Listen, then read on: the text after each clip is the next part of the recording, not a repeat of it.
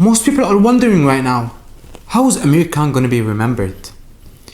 Now, you have two options, you have two train of thoughts. One person could say that you could remember Amir Khan as the guy who lost in the Battle of the King of the North against Kelbrook. Khan had no chin, this and that.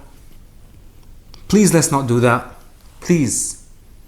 When you talk about Amir Khan, when you talk about the pride of the UK, the pride of Pakistan, the man transcended an entire sport.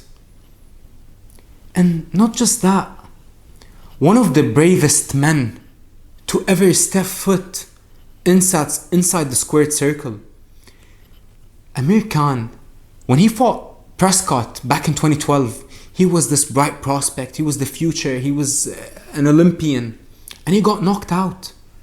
When he got knocked out that night in his hometown, everybody wrote him off. Everybody started saying that, hey, Amir Khan got no chin. Amir Khan is done in the sport of boxing.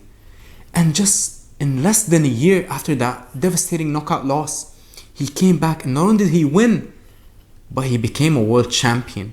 Not only did he become a world champion after that, but he became a two-weight world champion. Everybody were saying that he doesn't have a chin.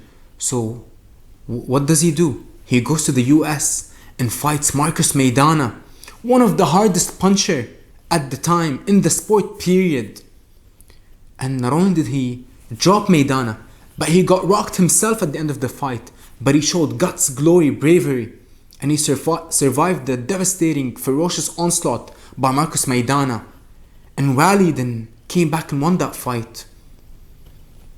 Then people were saying that he's getting past his prime. Danny Garcia was coming up. He was like, okay, I'll take on Danny Garcia.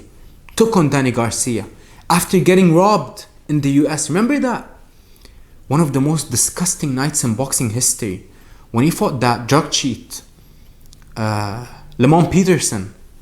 Remember when they changed the scorecards inside the ring? And I mean, it was just one of the craziest things you'll ever see that night. Yet again, he came back to the US once again and fought Danny Garcia, got knocked out, came back, rebuilt himself, and went toe-to-toe with the pound-for-pound king, the king of the sport, Canelo Alvarez, 3 weight divisions higher than him. I mean, he was fighting at 147, but he went to 160. But let's be honest, Amir Khan had the most success at 140, not 147. And not only did he go up against the pound-for-pound king, but he gave him a fight for the first half before getting knocked out.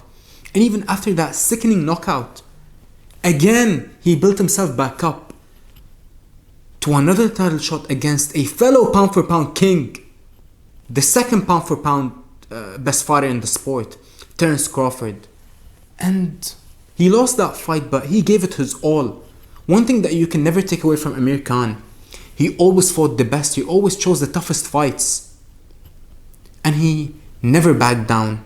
Yes, his chin wasn't the best. Yes, his defense was never the best.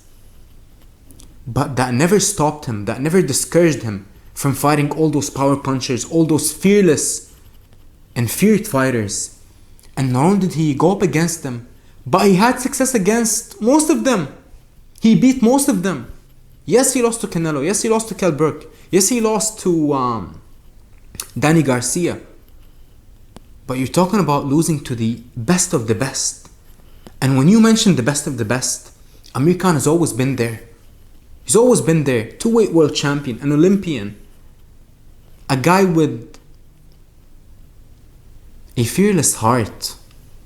Went up and down in weight classes, fought everyone. The newcomers, the champions, the challengers, the Europeans, the Russians, you name it. Yet he always came back and rebuilt himself. Despite all the criticism, despite all the hate and negativity. And look at this fighter now that he fought on Amir Khan's undercard, Adam Azim, and his twin brother, not twin brother, but his brother also. They looked phenomenal. And after their fights, they were like, Amir Khan inspired us. He made us enter the sport. He made us want to be champions.